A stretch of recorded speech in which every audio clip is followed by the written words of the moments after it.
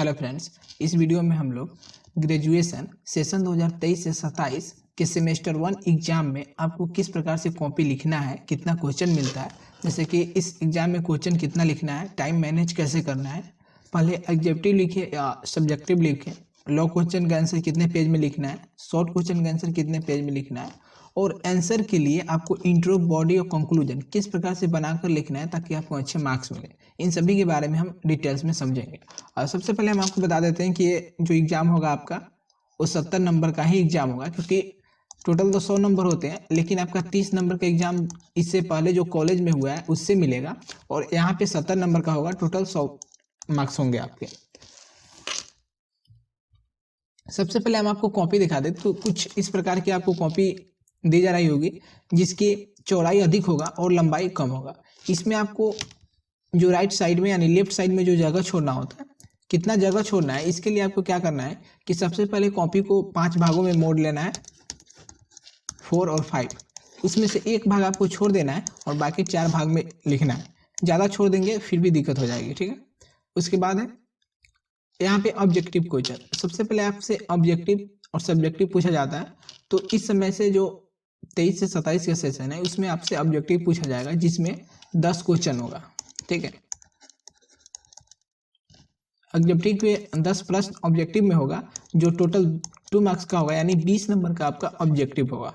10 question मिलेगा और 10 आपको लिखना होगा। तो ऑब्जेक्टिव जो है उसको किस प्रकार से आपको लिखना है, तो सबसे पहले जैसे 1 नंबर क्वेश्चन तो आपका ऑब्जेक्टिव ही होगा, तो आपको लिखना है कि प्रश्न संख्या 1। उसके बाद में यहाँ पे आंसर या उत्तर लिख सकते हैं। उसके बाद में 1 नंबर देना है, फिर इस तरह से रेखा एक खींचनी है। उसके बाद में जो भी आंसर उसका होगा ऐसे लिखना है, फिर 2 नंबर और ऐसे, फिर आप 3 नंबर क्वेश्चन देंगे और आंसर यहाँ पे जो भी आंसर होगा ABC आपको इस प्रकार से लिखना है। उसके बाद में है नेक्स्ट शॉर्ट क्वेश्चन। तो शॉर्ट क्वेश्चन कितने होंगे, तो शॉर्ट क्वेश्चन इसमें है प्रश्न संख्या 5। 5 प्रश्न हो गए शॉर्ट में, और 5 प्रश्न हो गए जो कि 4 नंबर का होगा। टोटल 20 नंबर आपका यहाँ से हो गया, और 20 नंबर ऑब्जेक्टिव से।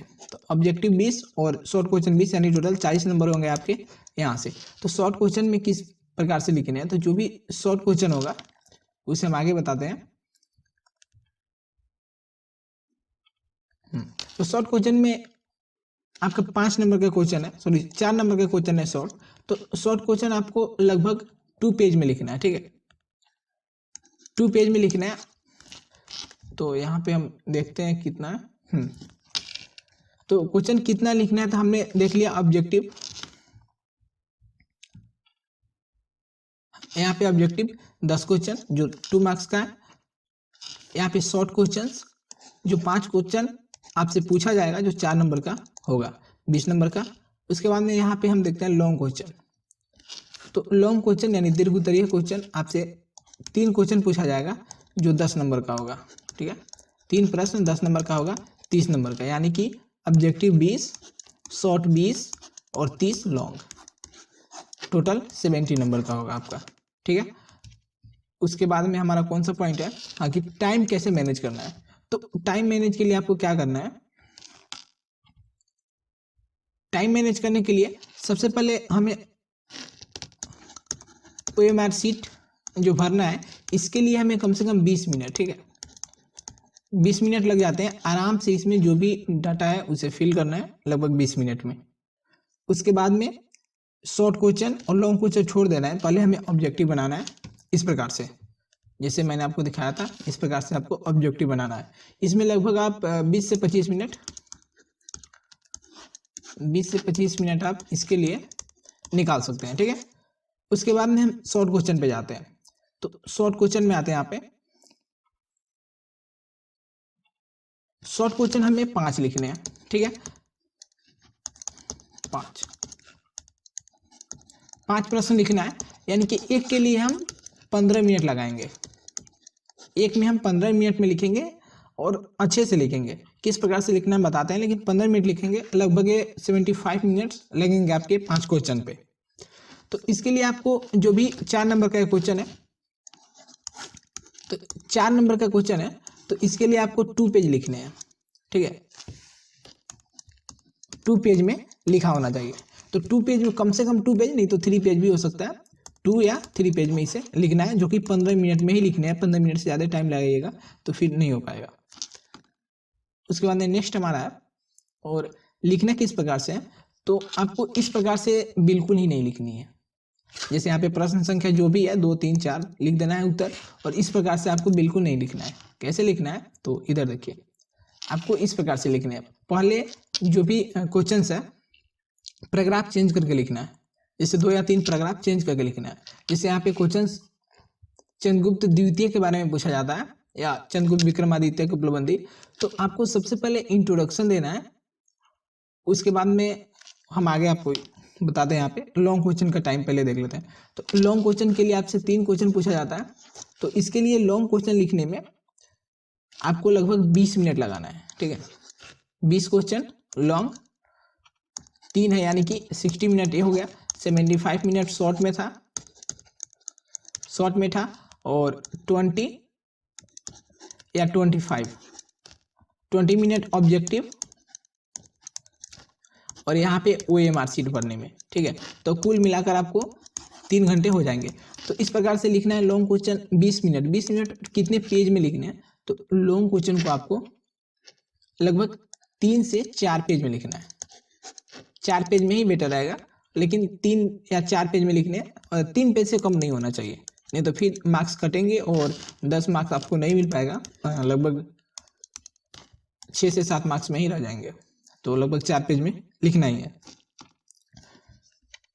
उसके बाद में हमारा कौन सा पॉइंट था, पहले ऑब्जेक्टिव लिखे या सब्जेक्टिव, तो पहले आपको ऑब्जेक्टिव ही लिखना है, जो कि हमने आपको बता दिया है किस प्रकार से ऑब्जेक्टिव कुछ इस प्रकार से आपको लिखने हैं। उसके बाद हमारा पॉइंट है लॉन्ग क्वेश्चन कितने पेज में लिखे, तो लॉन्ग क्वेश्चन 3 से 4 पेज में हम बता दिए, लेकिन 3 पेज से कम होना ही नहीं चाहिए।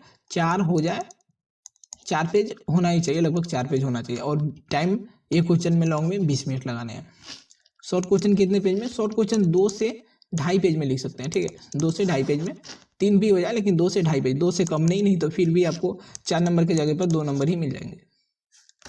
उसके बाद में आंसर के लिए बॉडी, इंट्रो, बॉडी और कंक्लूजन कैसे बनाने हैं, तो पहले हम समझ लेते हैं थोड़ा इंट्रो बॉडी के बारे में, उसके बाद में हम आपको दिखाते हैं। तो इंट्रो का मतलब होता है कि जैसे कि लॉन्ग क्वेश्चन लिखना है। ठीक है, ये लॉन्ग क्वेश्चन लिखना है, तो लॉन्ग क्वेश्चन में लगभग आपको 4 लाइन में इंट्रो लिखना है। इंट्रो 4 लाइन में, फिर बॉडी आपको बीच में जितना हो सके, जैसे कि 3 पेज में लिखते हैं तो 2 पेज में बॉडी लिख सकते हैं। फिर कंक्लूजन 4 लाइन में होता है। तो इंट्रो किस प्रकार से, यहाँ पे हम क्वेश्चन दिखाते हैं आपको कुछ इस प्रकार से। जैसे यहाँ पे क्वेश्चन था कि चंद्रगुप्त विक्रमादित्य के उपलब्धियों के बारे में लिखना है, तो सबसे पहले इंट्रोडक्शन देंगे हम चंद्रगुप्त के बारे में। कुछ इस प्रकार से, एक क्वेश्चन नहीं लेकिन ऐसे ही क्वेश्चन पूछा जाता है। जो भी क्वेश्चन होगा उसके बारे में हम इंट्रोडक्शन देंगे इस प्रकार से। जैसे 4 लाइन में यहाँ पे इंट्रोडक्शन है, तो आप भी इंट्रोडक्शन पहले लिखिएगा। ठीक, उसके बाद इससे जो भी बीच का पार्ट होता है उसे हम बॉडी कहते हैं। ठीक है, और जो भी लिखिएगा ना उसे पॉइंट बाय पॉइंट, जैसे 1 नंबर हमने पॉइंट दिया है, और जो क्वेश्चन हमसे लिए हैं या अदर चैनल पे जो भी क्वेश्चन डाले हैं वहाँ पे आप समझ सकते हैं कि किस प्रकार से बॉडी बनानी है, यानी कि बॉडी बनाकर लिखना है। सॉरी, उसके बाद में कंक्लूजन का मतलब होता है निष्कर्ष। ठीक है, तो निष्कर्ष किस प्रकार से लिखना है, तो जो भी आप लिखते हैं उसके 3 से 4 लाइन में आपको निष्कर्ष लिखना होता है। जैसे चंद्रगुप्त मौर्य के उपलब्धि के बारे में, चंद्रगुप्त मौर्य ने क्या क्या किया, इसे शॉर्ट में, संक्षेप में 4 लाइन में लिखिएगा, उसे ही हम निष्कर्ष करते हैं। निष्कर्ष, अगर क्वेश्चन आपका 10 नंबर का है, लॉन्ग क्वेश्चन 10 नंबर का, तो निष्कर्ष पे आपके 2 नंबर मिलते हैं। अगर नहीं लिखते हैं तो 2 नंबर कटते भी हैं आपके। ठीक है, तो 2 नंबर इस पे मिलते हैं आपको। बॉडी यानी बीच का पार्ट जो अगर अच्छे से लिखे होंगे तो 6 नंबर इस पे मिलेंगे आपको, फिर 6 से 7 नंबर इस पे मिल जाएंगे। उसके बाद में आप जो इंट्रोडक्शन पर 2 से 3 नंबर इंट्रोडक्शन पे मिलते हैं। इस अगर 10 नंबर का है, अगर अच्छे से लिखे तो 9 नंबर आपके आराम से मिल जाएगा। तो इस प्रकार से आपको कुछ क्वेश्चंस लिखने हैं। ठीक है, और इसके बाद में और क्वेश्चंस कैसे लिखने हैं, और अदर हमारा है कि हाँ, पासिंग मार्क्स क्या होने वाला है इसमें, जो भी 23 से 27 का जो भी फर्स्ट सेमेस्टर का है, सेमेस्टर 1 में है, उसका पासिंग मार्क्स क्या होने वाला है, फर्स्ट डिवीजन के लिए कितना मार्क्स चाहिए, इन सभी के बारे में हम वीडियो डालते हैं। तब तक चैनल को सब्सक्राइब कीजिए। Thank you so much for watching my video.